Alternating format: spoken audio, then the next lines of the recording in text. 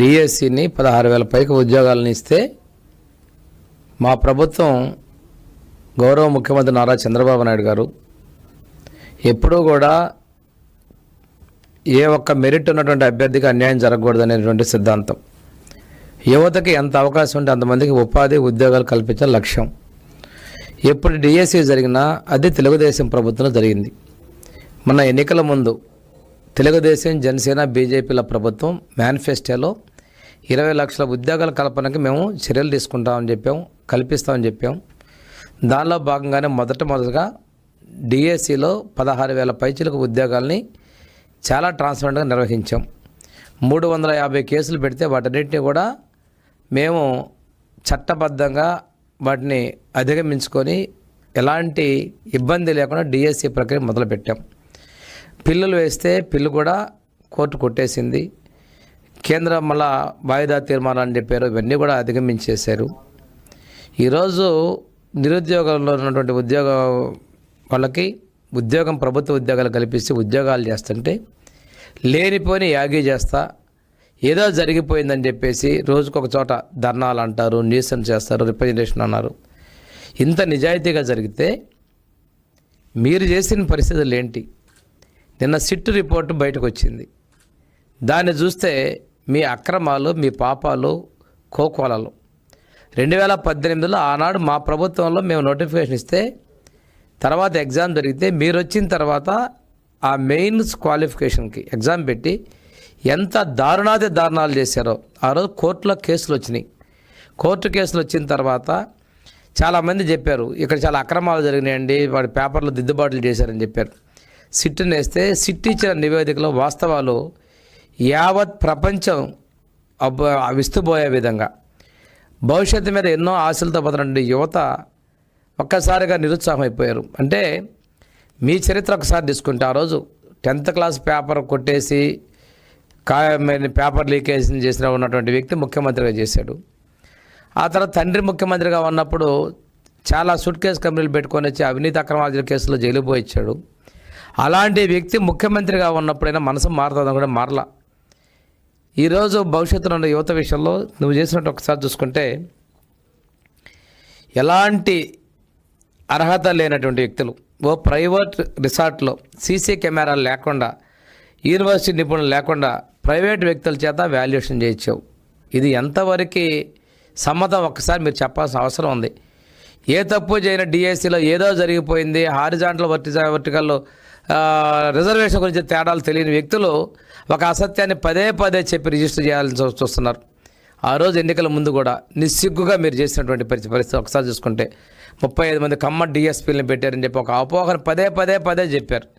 ఆ తర్వాత సొంత చిన్నాన్న హత్య చేసినప్పుడు నారాసుర రక్త చరిత్ర అని చెప్పి మీ అవినాష్ రెడ్డిని వెనకేసుకొని వచ్చే విధంగా, మీ వాళ్ళని కాపాడుకునే విధంగా, మా మీద లేనిపోని నిందలు మోపే విధంగా, ప్రజల్ని మభ్యపెట్టే విధంగా చేశారు.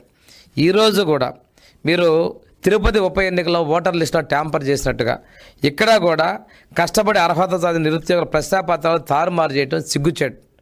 విద్యార్థుల జీవితాలతో, యువతతో మీరు చేసిన చెలగాటానికే మీరు మూల్యం చెల్లుకున్న విషయం కూడా వాస్తవం అనే విషయం నేను తెలియజేసుకుంటున్నాను. ఈరోజు 158 వాల్యుయేటర్లో 72 మంది మాత్రమే ప్యానల్కి అర్హత ఉంది. మిగిలిన అర్హత లేని 25 మందితో వాల్యుయేషన్ చేయించారు.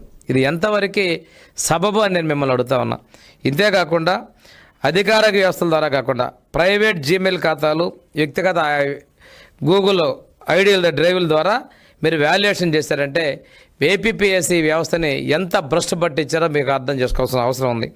ఈరోజు సిట్ గుర్తుపెట్టిన దానిలో వాల్యుయేషన్లో మొదలు చేసిన మార్కులకి, డిజిటల్ ఫలితాలు వచ్చిన దానికి మధ్య మార్కుల వ్యత్యాసాన్ని కూడా ఈరోజు సిట్ గుర్తించింది. అంటే మీరు కళ్ళు మూసుకొని పాలు తాగుతూ మమ్మల్ని ఎవరో గమనించలనే విధంగా ఇంత అక్రమాలు చేశారు. 30 ఏళ్ళు కదా మనం ఎన్ని చేస్తే పోతుందని చెప్పి ఒక తీవ్రమైన అహంకారంతో ఆ రోజు వ్యవహరించిన దానికి ఇది ఒక్కసారి నిదర్శనం అని చెప్పి మీరు చేసిన తప్పులు బయటకు వచ్చాయని ఒక అర్థం చేసుకోవాలి. వాల్యుయేషన్ పూర్తయిన తర్వాత ఆ దాన్ని రీవాల్యుయేషన్ చేసి పునఃపరిశీలన చేయాలని తప్పితే ప్రీలిమినరీస్ ద్వారా రెండోసారి మూల్యాంకనం చేసి దాని తప్పులు తడకలు చేయడం ఒక ఎత్తు అయితే, దానిలో వైట్నర్ పూశారు.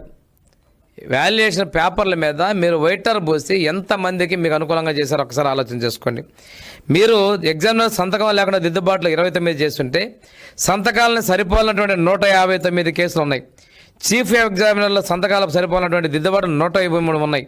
రెండోది ఇంకుల్లో కూడా మార్పులు ఉన్నాయి. ఒక చోట బ్లాక్ ఇంక్ వాడారు, ఇంకో చోట ఒకే వాల్యూ పేపర్లో 2 రకాల ఇంకుల మార్పిడి చేసింది కూడా మీరు. అంటే మీకు కావాల్సినటువంటి తప్పుడు విధానాలు మీరు చేసుకోవడానికి కూడా అర్థమైపోతా ఉంది.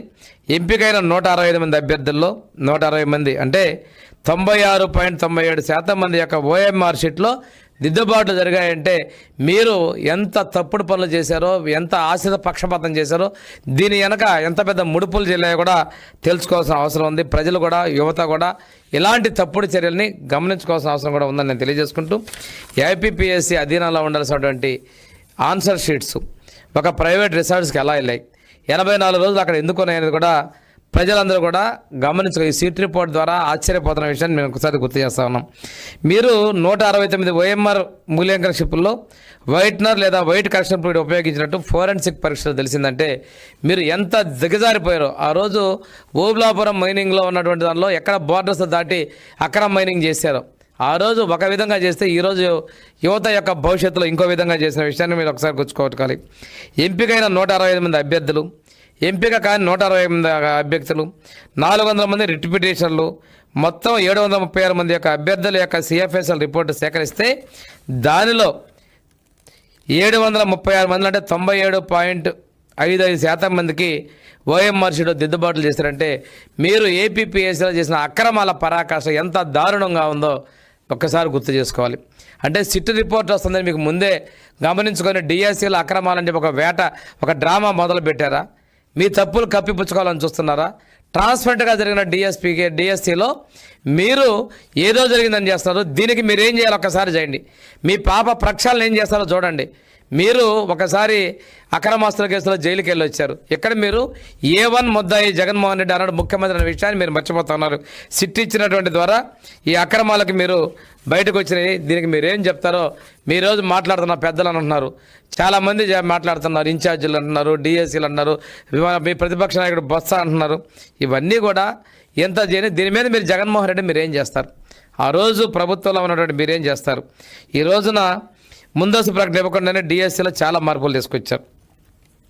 గ్రూప్ 1 మూల్యాంకనంలో కోర్టును తప్పుదారి పట్టించినందుకు రాజకీయాల నుంచి శాసనం తప్పుకుంటారా? ఈరోజు అంటున్నాడు నాకు ప్రతిపక్ష హోదా ఇస్తేనే నేను అసెంబ్లీకి వస్తానని మాట్లాడుతున్నాడు. ప్రజలు వారి ప్రతిపక్ష హోదా నీకు తెలియదా? ఆ రోజు 23 మంది 4 పక్కన లాగేశాను, ఇంకొక 4 లాగేస్తే చంద్రబాబు నాయుడు ప్రతిపక్ష హోదా అని మీరు మాట్లాడింది, సభలో మాట్లాడింది వాస్తవం కాదా? చట్టం తెలియని వ్యక్తే మీరు. ముఖ్యమంత్రిగా చేసిన వ్యక్తి నాకు ప్రతిపక్ష హోదా 11 మందిని ప్రజలు ఇస్తేనే నేను వస్తాను, ఆ విలువ వేరు అంటున్నారు. తల్ల కింద చేసి తప్పులు చేసినా చట్ట ప్రకారం ఉండదు. కానీ ప్రజలు మభ్యదోవ పట్టిస్తున్నావు. ప్రజలు అర్థం చేసుకున్నారు ఆ రోజు నువ్వు మాట్లాడిన వీడియోలు కానీ ఈరోజు కానీ. ఈరోజు కూడా మూల్యాంకనంలో కోర్టును తప్పుదారి రాజకీయాల నుంచి నువ్వు తప్పుకోవాలి. ఈరోజు మీ వ్యక్తులు మాట్లాడుతున్నారు. ఈరోజు నేను అడుగుతున్నా, కోర్టుకి సిట్ ఇచ్చినటువంటి దర్యాప్తు రిపోర్ట్ మీరు ఏం సమాధానం చెప్పండి. పత్రికా ప్రకటన పెట్టండి, ఈరోజు ప్రెస్ మీట్ పెట్టండి, ప్రెస్ మీట్ పెట్టి చెప్పండి నేను ఇన్ని తప్పులు చేశానని. మీకు ఈ రాష్ట్రంలో యువతను తప్పుపడి మీకు రాజకీయాల్లో ఉండే అర్హత కూడా లేదు. ఈ దీనిలో కూడా సిట్లో కూడా మీరు మొదటి ముద్ద అయిన విషయాన్ని మాజీ ముఖ్యమంత్రి ఈరోజు గుర్తుపెట్టుకోవాల్సిన అవసరం ఉంది. మీ గొడ్డల పార్టీకి వెయిట్ వేయటము, అదేవిధంగా ఆ రోజు సైకో ప్రవర్తన చేయటం, ఆ రోజు ప్రజలు ఊరికే అనలా సైకో సీఎం అని. ఇలాంటి వ్యక్తులు ఈ రాజకీయాల్లో ఉన్న తగరు. దీనికి మీరు ప్రజలకు సమాధానం చెప్పాల్సిన అవసరం ఉంది. రండి మీ మీడియా ద్వారా వచ్చి సమాధానం చెప్పమని చెప్పి నేను తెలియజేస్తానండి. Thank you very much.